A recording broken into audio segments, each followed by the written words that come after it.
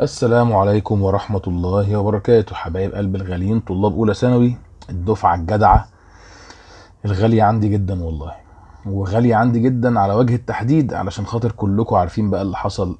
موضوع ان سنة 24 25 اللي حصل ان ايه، ان هم خرجوا الألماني بره المجموع. لكن على الرغم من كده هو مازال موجود سقوط ونجاح زي بالظبط بقية المواد كلها في أولى وتانية ثانوي. فعلشان كده في بعض الناس كتير مش قليل اللي فهموا ان اللغة ما ينفعش ان احنا نستعبط فيها ولازم نذاكرها كويس. وفي بعض الناس التانيين اللي مكسرين ومش واخدين بالهم من المشكلة اللي ممكن تحصل لهم، من الالماني المستحيل ينفع يتلم في يوم وليلة. وبناء عليه فاحنا عاملين يعني محاضرات كده اونلاين عشان تخفف الضغط شوية عليك، ان انت ما تنزلش كل اسبوع تروح السنتر، وكمان عشان تخفف الضغط على ولي الامر من الناحية المادية. والله انا بحاول على قد ما اقدر اكون يعني واقف جنبك، ومبسوط ان الناس اللي واخده الموضوع جد وبتحضر وبتذاكر وبتعمل الواجب وبتخلي بالها من الامتحانات وبتجيب درجات حلوه. دي حاجه والله يعني تحسب لهم، وبالنسبه لي كبيره جدا. ربنا يا رب يكرمكم ان شاء الله. والالماني راجع لا محاله للثانويه العامه السنه الجايه او اللي بعدها، وساعتها هيبقى خطر جدا على الناس اللي ما حضروش. ان هم مش عارفين حاجه خالص. ولو افترضنا ان هو ما رجعش، يبقى انا برضو لازم ابقى فاهم ان في المستقبل دي لغة ليها مستقبل كبير كماديات وكستايل، ان انا بعرف لغة نادرة مش لغة يعني مشهورة قوي زي الانجليزي مثلا. وبناء حتى لو فرنساوي او ايطالي على فكرة، فبناء عليه انا هكون معايا اوبشن زيادة، حاجة تدخل لي دخل زيادة، حاجة تديني وضع احسن، حاجة تسهل لي السفر لبره. في كل الاحوال انت المستفيد لو ذاكرتها، وانت الخسران لو خسرتها. دي ملزمة الوزارة اللي كنت حكيت لكم عليها. بص، كانت نازلة سنة 23 24. ناس كتير هم اللي مسؤولين عن وجودها. بصراحة الملزمة حلوة. هي موجود فيها في أولها كلمات المنهج، ممكن تعمل كده سكرين ولا حاجة. كلمات الوحدة متقسمة دير وداس ودي، وده نص المنهج يعتبر. وفي هنا حبة متفرقات، الحاجات اللي احنا كنا أخدناها جوه المحاضرة بس متقسمة. وبعد كده هتلاقي عندك الدولة واللغة بتاعتها. احنا كنا واخدين كمان عليها الجنسية الرجالة وجنسية الستات والعاصمة، لو انت فاكر احنا كنا مزودين حاجات بتتكلم ايه وبتيجي منين. كل ده عبارة عن شرح كده. واحنا كنا الملزمة لو انت اخدت بالك هنا في ادوات الاستفهام والرد عليها واسئلة اهي، ممكن توقف الفيديو وتحلها. انا في الملزمة الورقية جبتها لك مش كاملة عشان خاطر ما يبقاش رغي على الفاضي يعني. هنا بيقولك ازاي تحل قطعة لحد لما نوصل بقى للصفحة اللي احنا عايزينها بإذن الله تعالى، اللي هي كانت بداية من صفحة 11 تقريبا. طيب هنا مكتوب عندنا Guten Tag, mein Name ist Zelinski. Ich komme aus Polen, aber ich lebe jetzt in Deutschland. Ich wohne in Hamburg. أنا اسمي كذا وجاي من بولندا وعايش في ألمانيا وساكن في هامبورغ. Meine Muttersprache ist Polnisch. دي اللغة الأم بتاعته.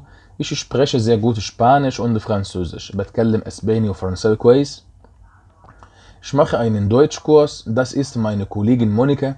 باخد كورس ألماني ودي زميلتي مونيكا.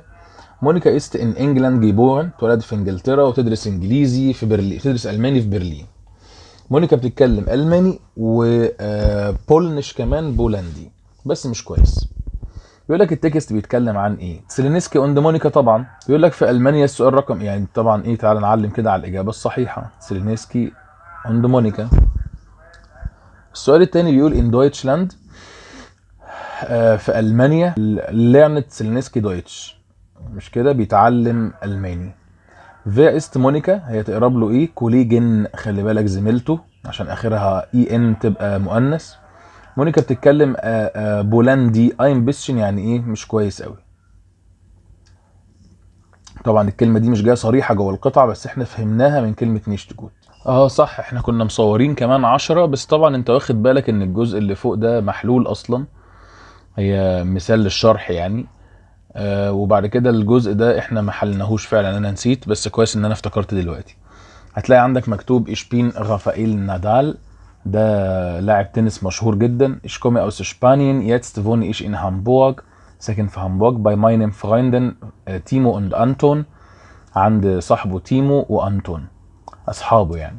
هي in Deutschland lebe und arbeite ich، هي الكلام لازق في بعضه بس يعني أكيد أنت فاهم يعني، دي غلطة مطبعية. هو عايش في ألمانيا وشغال هناك، بيتكلم أسباني لأن هي لغته الأم، وبيتكلم كمان ألماني كويس بس الفرنساوي مش كويس قوي. التكست بيتكلم عن هو اسمه رافائيل نادال. بيقول التكست بيتكلم عن رافائيل ولا نادال؟ طب ما هي بس يعني رافائيل يبقى أقرب، مع ان السؤال ده عبيط. رافائيل است يتست، يعني بص هو حلها في اللي بعديها بس اللي حاطط السؤال مش حلو يعني بصراحه. رافائيل است يتست ان دويتشلاند، هو دلوقتي في المانيا. رافائيل شبريشت جوت، بيتكلم ايه كويس، سبانيش اون دويتش، لكن الفرنساوي هو اللي قليل. تيمو اللي هو بقى صاحبه ده بيتكلم ايه؟ تيمو ماله؟ است رافائيل فروين، صح، يبقى هو صديق رافائيل، ماشي كويس، حلو ده. بعد كده يا سيدي احنا وصلنا لحد 16 و17 و18، دول موجودين معاك في الملزمة. في اسئلة برضو في النص كده بس يعني ايه كانت بتبقى قليلة، فانا كنت قلت اجيب الاسئلة العامة ما تبقاش على حاجة معينة يعني. صفحة 16 مكتوب رقم سؤال 13، مكتوب فيا نقط داس، يبقى فيا إيس داس عشان ده مفرد، نلونها اخضر عشان تبقى باينة اكتر. بعد كده بيقول كمان يا حبيب قلبي فيا داس العادل اندرامي، يبقى فيا زين داس، مين دول؟ اوس اسوان ايش، يبقى الاجابه بين ايش، انا من اسوان، انا اكون من اسوان.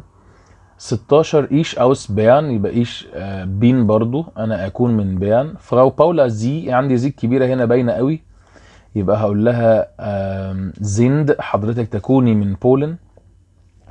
زين زي اجابتا، عشان عندي هنا زي كبيره باينه. 19 دو دويتش، انت بتتكلم الماني، يبقى شبريشست. و20 ماين نام است فيا، هي دي في هايسن زي، معناها اسم حضرتك ايه. هي هارتمان زي زي جود بولنش، يبقى شبريشن، حضرتك بتتكلم بولندي كويس.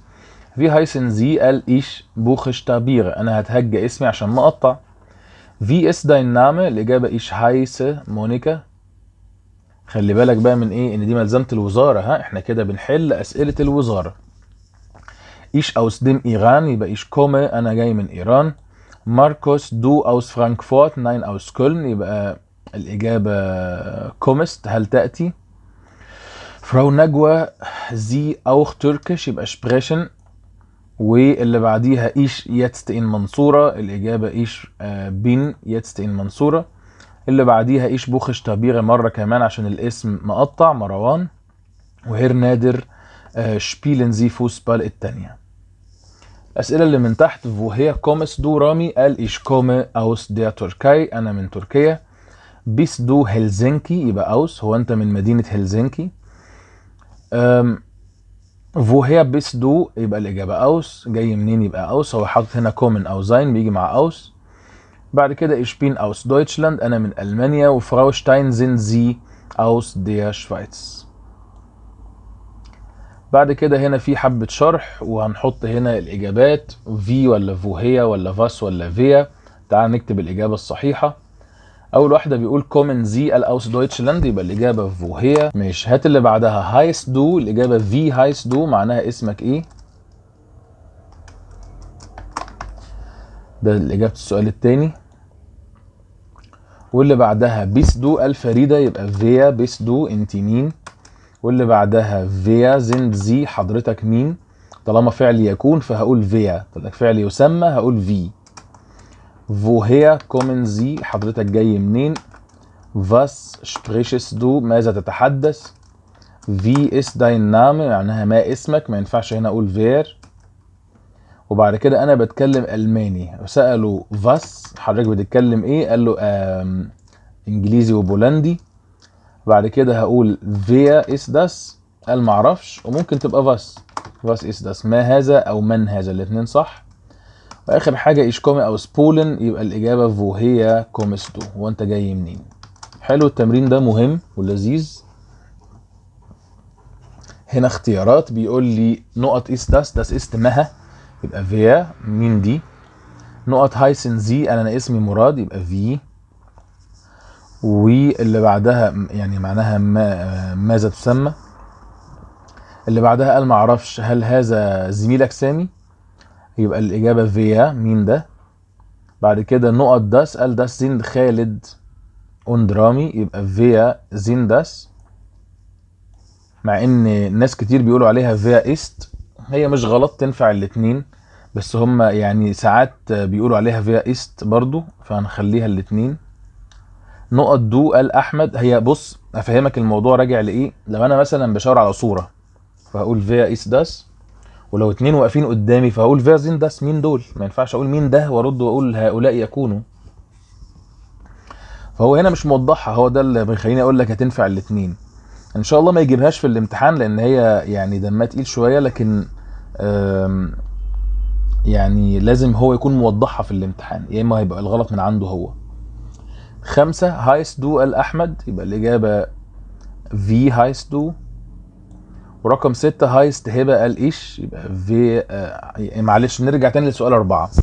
لو جالك في الامتحان سؤال زي ده بالظبط وهو مش موضحها اعملها زي ما كتاب المدرسه عايزها اللي هي فيا ايست، مع ان دي اجابه مش صح غير لو كان في توضيح، والصح بتاعها فيها زند.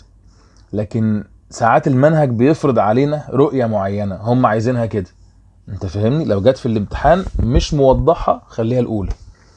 خلاص. 6 هايست هبه قال ايش. السؤال هنا معناه مين اللي عارف هبه. ده سؤال تقيل قوي، خلي بالك منه. سؤال 6 ده تقيل قوي قوي، اعتقد ان الناس كتير عملوه غلط. خلي بالك منه، مين اللي عارف هبه، لان انا ما ينفعش اقول لها اسمك ايه يا هبه، انت فاهم. غير ان هبه لازم تكون في الاجابه عشان خاطر اقول في. 7 شغايبس دو منار يبقى الاجابه في كيف تكتب منار. 8 إيس داينامي الإجابة في. 9 كومن زي الإجابة فوهيا. 18 سؤال 10 صفحة 18 سؤال 10 كومس دو ال أوس دويتشلاند يبقى فوهيا. ورقم 11 كومت أوس دويتشلاند فيا. كويس ان هم كرروها تاني نفس الفكرة بتاعت من شوية، لما الاقي في الإجابة إيش يبقى أنا بقول مين. سؤال 12 بيقول اشبريشن زي قال بتكلم اسباني يبقى فاس ماذا تتحدث. و13 شبريش دويتش قال فيا كويس جابها للمره الثالثه. ايوه كده انا بحب الحاجات دي، بحب الفكره اللي تكون صعبه شويه يجيبها كتير. يبقى لما الاقي في الاجابه ايش ويسكت يبقى انا هقول فير، ايش ويسكت اقول فير. خلي بالك السؤال ده مهم قوي. بعد كده رقم 14 الاجابه فاس لانها غير عاقل الالماني. واخر واحده الاجابه في كيف تتحدث عشان قال لي جوت يعني كويس. هنا تمارين عامه حلوين قوي، 24 سؤال ممتازين جدا.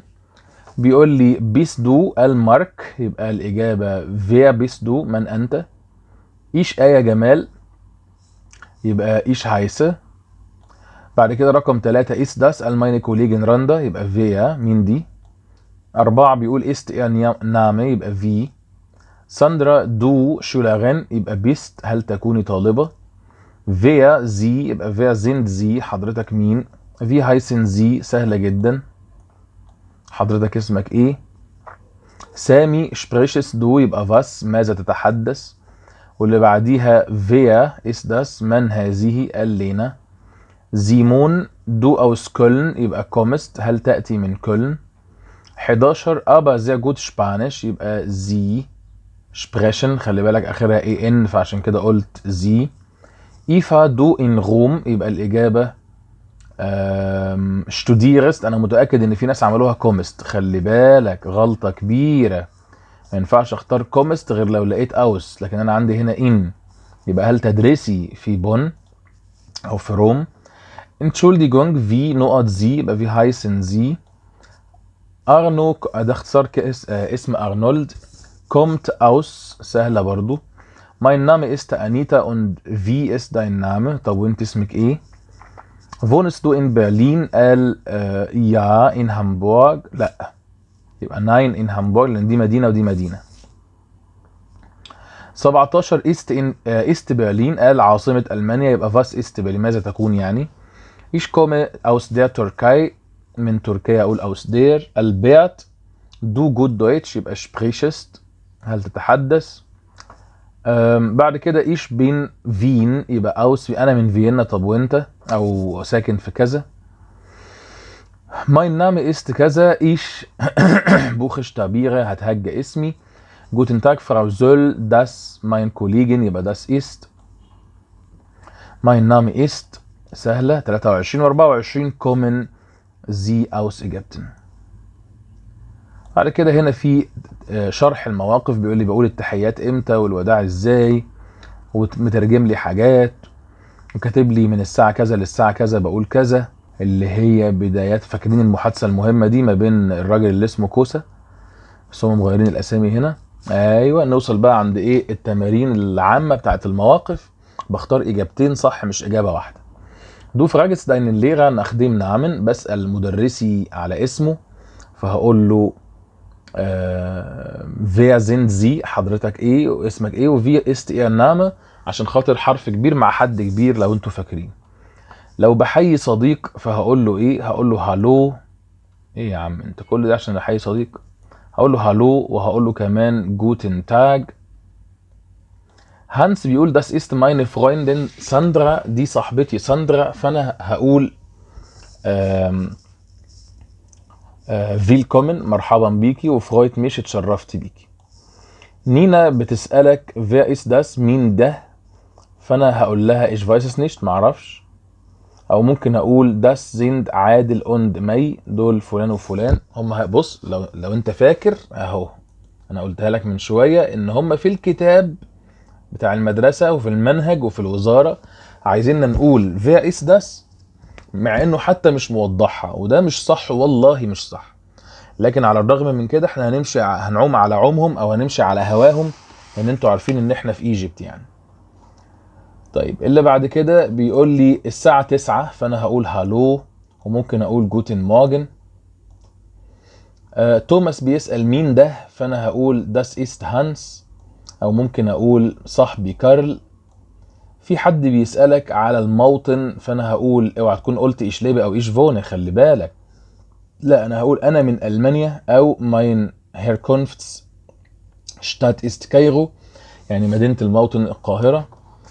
صاحبي رايح للسرير، فانا هقول له جوتي ناخت تصبح على خير. ممكن اقول له شلاف جوت يعني نام نوما هنيئا، سليب ويل يعني. وائل جيت انس بيت رايح السرير، فانا هقول له جوتي ناخت، وهقول له شلاف جوت نفس الكلام. هنا بتقول جوتن مورجن ندى، داس بدويتت ان هنا قابلت ندى الساعة 9 الصبح، وكمان معناها ان هي بتحييها. ده سؤال حلو، ده سؤال حلو قوي. معكوس عاجبني. سالي بتسألك في اس داين نامه اسمك ايه، فانت هتقول ايش بين، او ممكن تقول الاسم مباشرة. اللي بعديها في حد بيسألك مين ده، فانت هتقول داس زيند. بص تالت او رابع مرة يقولوها. وممكن اقول داس است ماينه كوليجن. السؤال بايست خلي بالك، مع انها مش منطقية، بس احنا هنعوم على عومهم وخلاص. تدريبات المتفوقين هنا بيقولك ماريون بتقول ان يؤسفني هيرماير مش موجود، فانا فهمت ايه. بتقول توت مير لا ده هانس، صح كده هانس موجود اهو.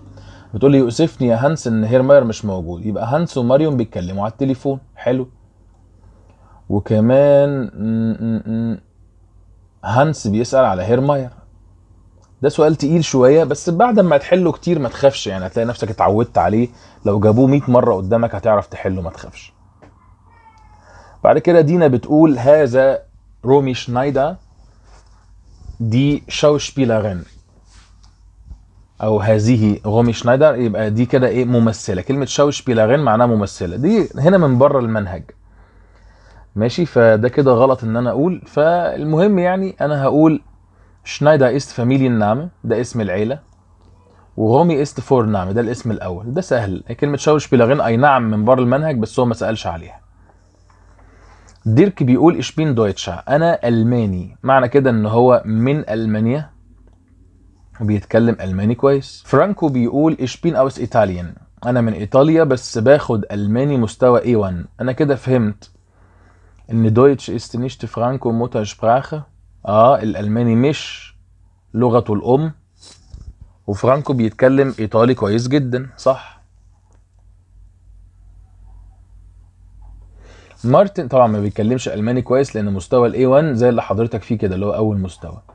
مارتن بيسال فير اس داس، من هذا؟ فيلش تسفاي انت، بيقول انا عايز اجابتين مش مناسبين. خلي بالك ده سؤال صايع جدا.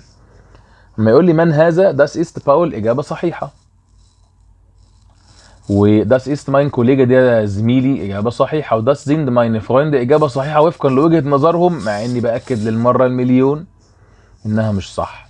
فاحنا هنختار زي هايسن مارك وايش بين بيتا، دول اللي مش مناسبين. خلي بالك لو انا بقول تصبح على خير، يبقى انا رايح انام او رايح للسرير. ومش عارف 7 دي كانت موجوده في ملزمه التصوير ولا لا. صاحبي بيقول تشوس، يبقى ممكن اكون ما جبتهاش عشان فاضيه يعني، انا مش متاكد بصراحه. تشوس يبقى انا كده ايه، بودع هانس، او بقول لهانس او فيدرزين، فراح هو قال لي تشوس، تنفع الاثنين. بعد كده هتلاقي عندك هنا صفحة 34. بعد كده صفحة 34 اللي هي موجود فيها ازاي اكتب موضوع تعبير. وهنا هنخرج شوية بره الملزمة، عشان انا كنت قايل لك انا هديك حصتين في حصة لو انت فاكر، فهعلمك ازاي تكتب موضوع التعبير وهو ازاي بيحاسب على الحاجات ديت. ده مهم جدا. هو هنا بيقول لي رتب، فانا هرتب لك يا سيدي. هنا اكتب لك الجملة الصحيحة. خلي بالك معايا قوي من الكابيتال والسمول، ده كلام مهم. هنا انا هقول ايش كومي اوس ديا شفايتس. سويسرا زي ما اتفقنا هي وتركيا بقول اوس ديا. بس معلش انا عايز حضرتك تاخد بالك من حاجة، انا ممكن حتى اشيلهم لك عشان خاطر تبقى فاهم. انا هشيل كده الحروف ديت، وايه هعمل لك حاجة حلوة جدا، اللي هي ايه بقى، هخليها لك بلون تاني وبخط اكبر شوية. بص يا حبيبي، انا هعمل ايش كابيتال وهعمل كمان شفايتس كابيتال. ليه انا عملت كده؟ ايه ايش في اول الجمله، وشفايتس ده اسم دوله، يبقى لازم الاثنين يكونوا كابيتال، لكن بقيه الجمله سمول وبحط نقطه في الاخر. كل جمله هنكتبها هنعملها بالطريقه دي عشان اعلمك حاجه مهمه، ماشي؟ اللي بعديها القاهره تبقى مدينه، او تسمى، او مدينه موطني تسمى القاهره. فانا هروح قايل ماينه، انا ما بداتش بس بالاي، اكيد انت فاهمني، خليه كله بنفس الشكل بقى. ماينه انا بدات بالاي عشان خاطر اخلي الام كابيتال، ركز معايا. ماينه هيركونفسلاند، برضو مش هكتب اول حرف، هتفهمني دلوقتي حالا. هايست،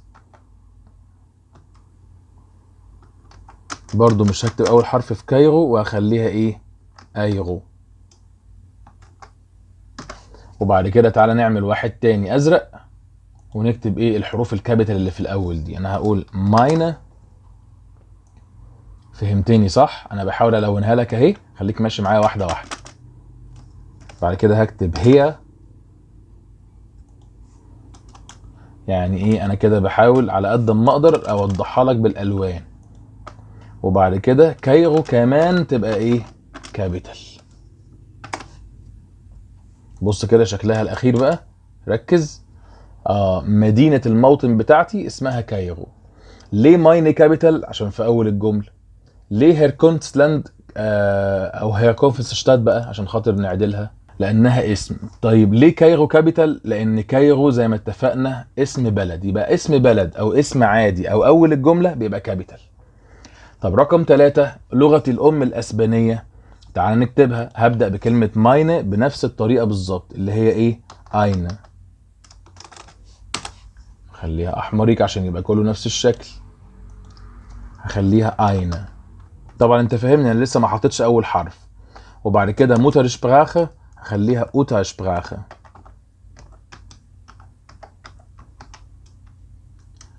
وبعد كده ايست ما فيهاش مشكله. وبعد كده شبانش هخليها انش، لا بانش.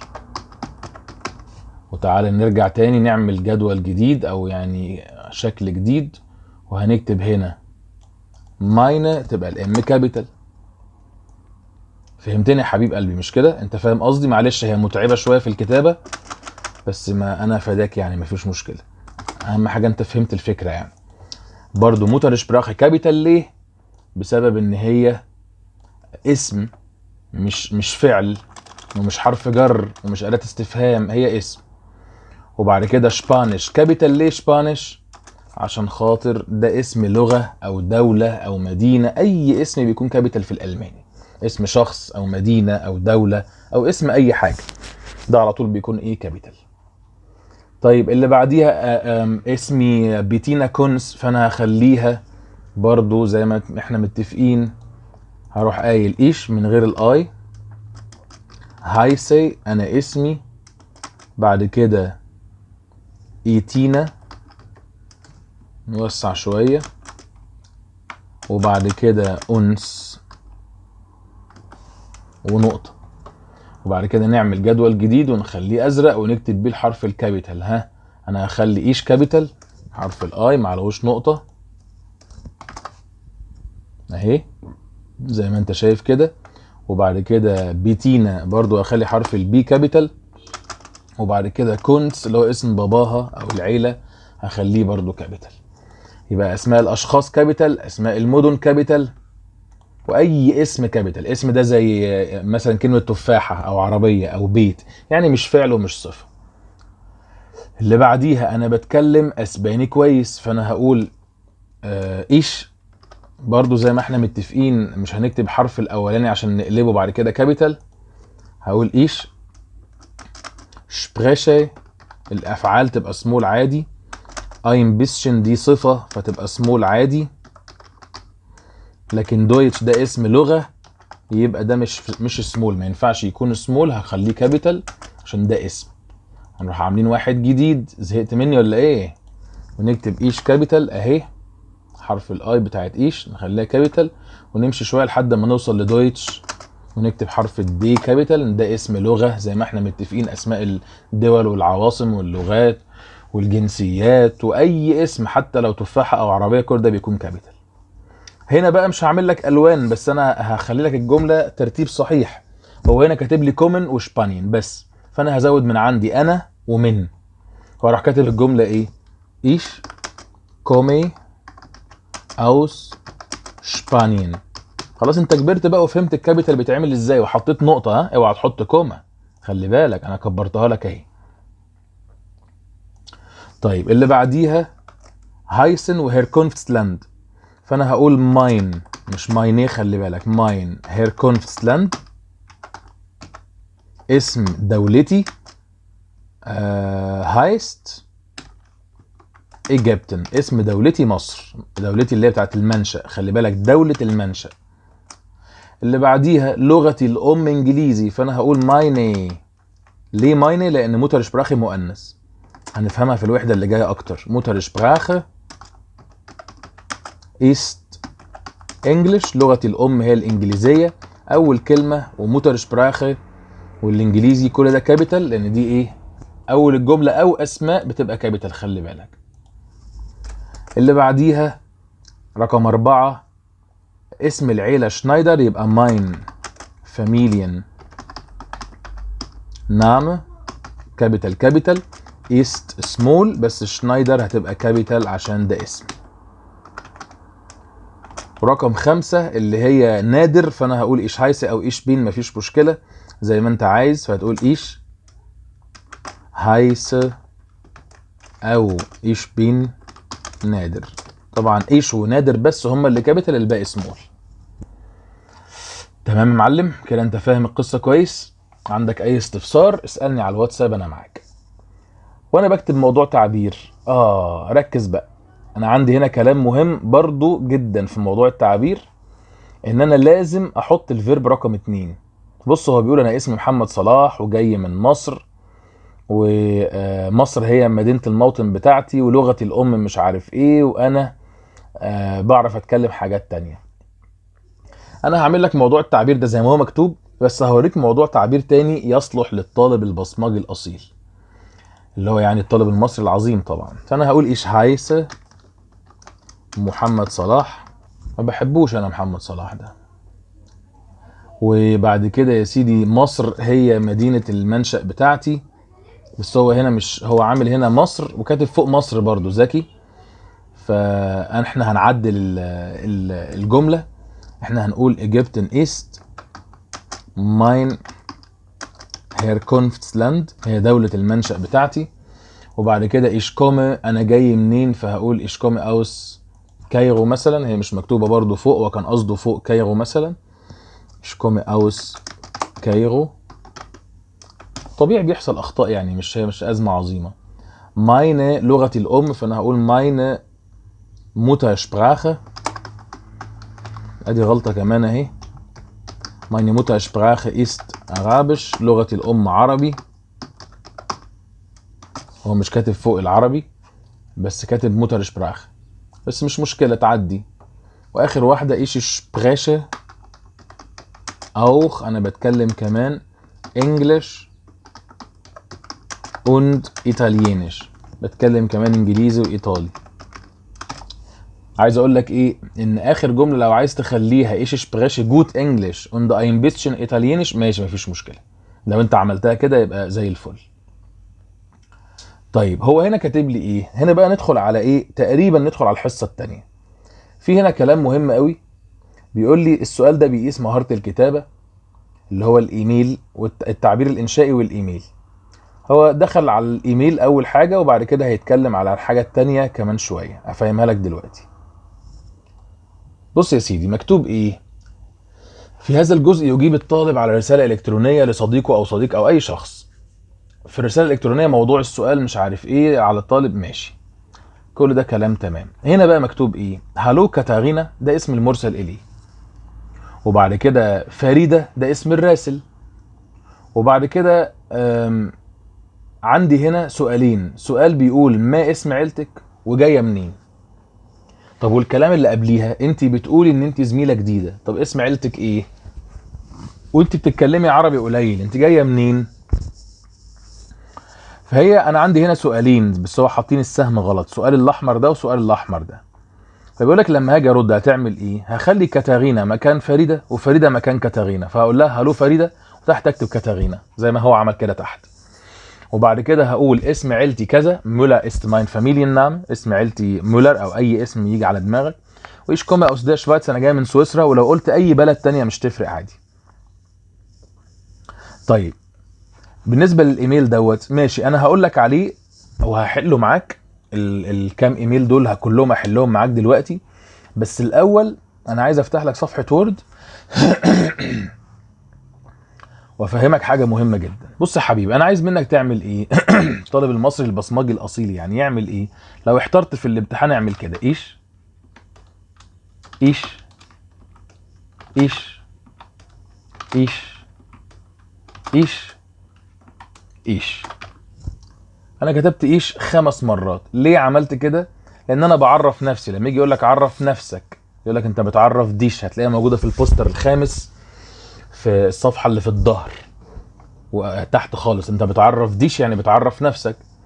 طب وفي النص هكتب ايه؟ ممكن تكتب بين 5-6 مرات عادي خالص، ايش بين ايش بين ايش بين عادي خالص، انا ما عنديش اي مشكله انك تعمل كده. يا نهار ابيض ده كده الموضوع تافه جدا، ما انا بقول لك بقى بصمجي يعني. طبعا انا مش حابب كده، انا بس بقول لك لو اتزنقت تعمل ايه في الامتحان، يعني دي الصرفه بس مش اكتر من كده. طيب ايه كمان هكتب؟ اشبين ايه يعني؟ ممكن اقول اشبين علي، انا اسمي علي واحط نقطه. طبعا ما تعملش الموضوع في جدول في الامتحان، انا بس بحاول ابسط لك الصوره. ممكن اقول اشبين ايجيبتا، انا مصري. وممكن اقول اشبين شولا، انا طالب. طبعا لو بنت يبقى شولاغين وايجيبتاغين. ممكن اقول اشبين ليدش يعني انا اعزب. ممكن اقول اشبين 15 Jahre alt، عمري 15 سنة. وممكن اقول اشبين اي حاجة تاني، وليكن مثلا انا موجود في المعادي في القاهرة، او انا من اسوان بعد كلمة مصري. ممكن والله تعال نكتبها يلا، يعني ناخد الحلوين دول وناخدهم كات ونحطهم هنا كده، واروح كاتب هنا ايه اشبين اوس أليكس، أنا مصري من اسكندرية. حلو جدا، مفيش أي مشكلة. يبقى أنا كتبت موطني وكتبت اسمي ووظيفتي وإن أنا أعزب. هل الموضوع ده تاخد عليه درجة كاملة؟ والله العظيم، بس تخلي بالك إن إيش كلها كابيتال والأسماء كابيتال بس، والفيرب جاي رقم 2. ده اللي يهمني. أهم حاجة في الألماني إن الفيرب جاي رقم 2. ده مهم جدا عندهم، ما فيهوش هزار. طب هل الموضوع ده شياكة يعني؟ أكيد لأ. موضوع بصمجي، مش شياكة، مش حلو، مش احلى حاجه. يعني هو مش غلط، ما يقدرش يحاسبك عليه غلط. فانا ممكن اعمل ايه عشان اعدل شويه من شكله؟ اعمل ايه؟ انوع شويه في الافعال. ممكن اقول ايش هايس يا علي. هل معنى كده ان بين غلط؟ لا طبعا. شبين ايجيبتر ادينا كتبتها لك. انا من اكون مصري. ايش كومي اوس اليكس، انا جاي من اسكندريه. وممكن تقول ايش بين شولا، انا طالب وعمري 15 سنه. برضو هقول ايش بين 15 Jahre. وممكن كمان اروح كاتب بقى ايه، ايش شبريشه، انا بتكلم. بعد كده هنا نكتب مثلا ايه، جوت عربش، بتكلم عربي كويس. نكبرها شوية، نحط النقطة، نكبرها تاني كده. انت فاهمني ولا ايه؟ انا كده عملت ايه؟ الموضوع اللي تحت بقى اشيك شويتين من اللي فوق. ليه طيب؟ لان انا ما بدأتش ما خليتش كل الفعل حاجة واحدة. خليت الافعال منوعة، فشكل الموضوع بقى احلى كده. انت فهمتني؟ طب لو عايز اخلي شكل الموضوع احلى واحلى، تعالى اوريك افتكاسات كده تخلي شكل الموضوع برضو حلو. زي ايه؟ زي ان انا ما ابداش بايش كل المرات. يعني انا ممكن اقول ايش هايس يا علي، وبعد كده تاني واحده اروح قايل ماين فاميليان نام. اسم عيلتي يكون است مثلا اي حاجه، مثلا شناوي، اي حاجه يعني. انت فاهمني كده ولا ايه؟ يبقى انا كده عملت ايه؟ انا عملت حركه لذيذه قوي، خليت ان انا ما بداتش كل الجمل بايش. يعني انا الموضوع لو بادي كله بايش وتاني كلمه كلها بين، انا ما عنديش اي مشكله، ده صح مليون في الميه. لكن لو انت عايز تخلي الافعال منوعه هيبقى احلى واشيك. عايز تخلي بدايات الجمل منوعه هيبقى احلى واحلى واشيك واشيك. مفيش اي مشكله. ممكن بدل ما تقول انا جاي من اسكندريه تروح قايل وبقى ماينه هايمات شتات، يعني مدينة الموطن بتاعتي. ممكن بدل ما تقول انا بتكلم عربي تروح قايل، بص كده الجملة دي، بدل ما تقول انا بتكلم عربي تروح عاملها ازاي؟ بص الجدعنة دي بقى. عايزين بس نشيل الامورة دي، السيل دي، الرو، وهروح كاتب مايني موتر شبراخ. برافو عليك، انا متأكد ان حد كان عارفها. مايني موتر شبراخ است عربش. خلي بالك، لغتي الام تكون عربي، من غير جود بقى. يبقى انا كده عملت ايه؟ قول لي عملت ايه؟ ما بدأتش كل الجمل بنفس الفاعل. فهمت الفكرة دي؟ يبقى كده الموضوع الاولاني صح 100%، والتاني والتالت صح 100%، عشان الفيرب جاي رقم 2 والجمل واضحة وصريحة وما فيهاش مشاكل. لكن الموضوع التالت هو الاحلى، لان انا بدأت بحاجات مختلفة منوعة، والموضوع التاني وسط، لان انا غيرت في الفيرب لكن ايش زي ما هي. مفيش اي مشكلة عندي، الدنيا عندي زي الفل، الدنيا كده جميلة. انا متأكد ان انت فهمتها كويس. تعال نرجع لملزمتنا تاني.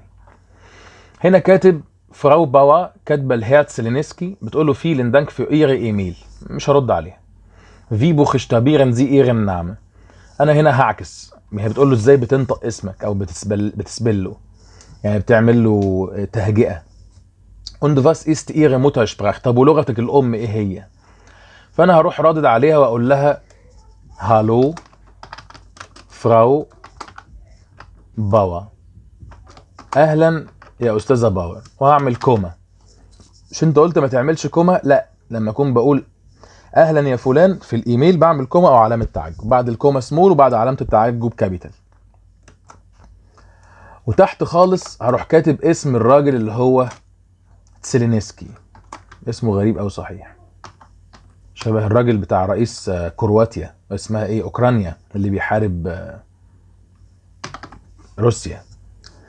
يبقى انا كده عملت ايه؟ لو انت واخد بالك انا عملت زي ما انت شايف المقدمة والنهاية عكستهم. تعالى بقى نكتب هنا اجابات الاسئلة اللي هو سألني عليها. بتقول له انت ازاي بتتهجى اسمك؟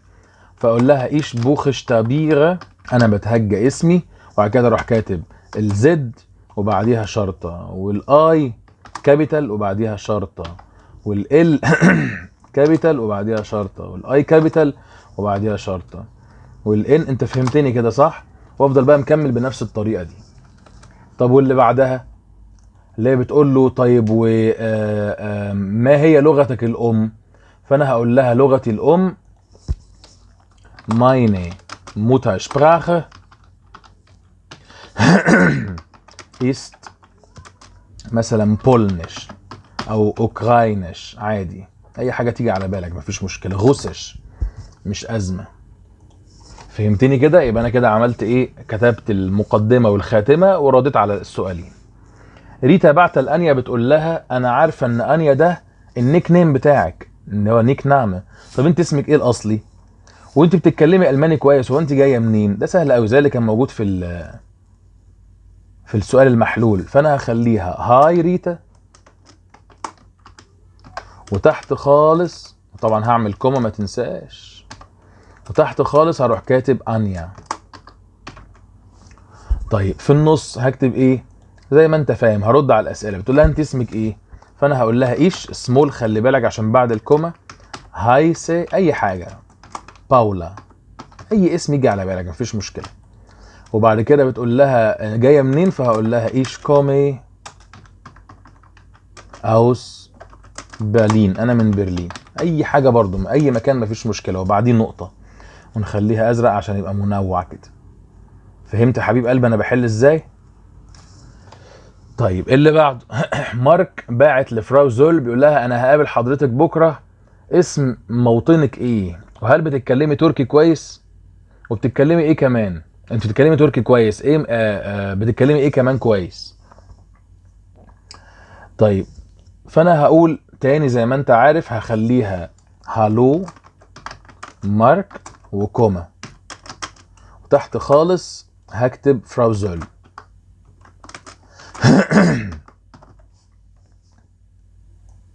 حلو كده. طب وفي النص هكتب ايه؟ هقول لها او هقول له بقى ماين هيركونستلاند هايست اي حاجه دويتشلاند الماني، اسم موطني الماني. وبعد كده في الاجابه الثانيه هرد واقول ايش شبراشة، انا كمان بتكلم. هي بتقول له انت بيقول لها انت بتتكلمي تركي كويس، فممكن اقول اسم بلدي تركيا عادي، وممكن اقول ايش شبراشة او دويتش، انا بتكلم كمان الماني. الاجابات دي صح ما فيهاش مشكله. عايز تغير شويه في اسم الدوله ولا اسم اللغه عادي مفيش مشكله براحتك. ماشي. اخر اتنين انا عايزك تحلهم لوحدك وتبعتهم لي على الواتساب، وترجع تسالني يا هير هو ايه اللي صح وايه اللي غلط. انا عندي هنا زيمونه بعت لكارولين، وهنا توني بعت لوائل. اقرا الاسئله وافهمها وحلها زي ما انا علمتك. عايز تكتبها بخط ايدك وتصورها وتبعتها لي هقول لك ايه الصح وايه الغلط، وعايز تكتبها على الواتساب على طول ماشي ما عنديش مشكله. موضوع التعبير نفس الكلام، انا عايزك تكتب موضوع تعبير بطريقه بقى اي حاجه، يا البصمجه يا غير البصمجه. هنا عندي الامتحان الاخير بيقول ليبر كلاوس، وهنا ليبي كروس تحياتي.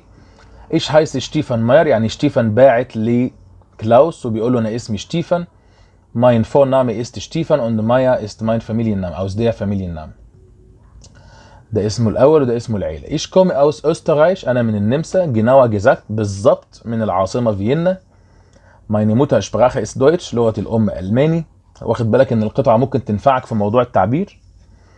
ich spreche sehr gut Deutsch und ein bisschen Französisch. meine Frau Paula، برضو باولا اهي، kommt aus der Schweiz، مراتي من سويسرا. Paula spricht sehr gut Französisch, Italienisch und Englisch. nicht so gut spricht Paula Deutsch، ما بتتكلمش الماني كويس. Paula und ich leben in München، das ist in Deutschland، احنا ساكنين في ميونخ اللي في المانيا. وإن مونشن macht Paula einen Deutschkurs، بتاخد كورس الماني هناك. التكست بيتكلم عن ميونخ وفيينا ولا النمسا والمانيا ولا شتيفان وباولا؟ لا شتيفان وباولا احسن. فيينا تكون في النمسا. ماذا يتحدث شتيفان مش كويس؟ انا نسيت هو قال بيتكلم وحش ايه. ein bisschen französisch. وباولاس Herkunftsland ist المنشأ بتاعها سويسرا.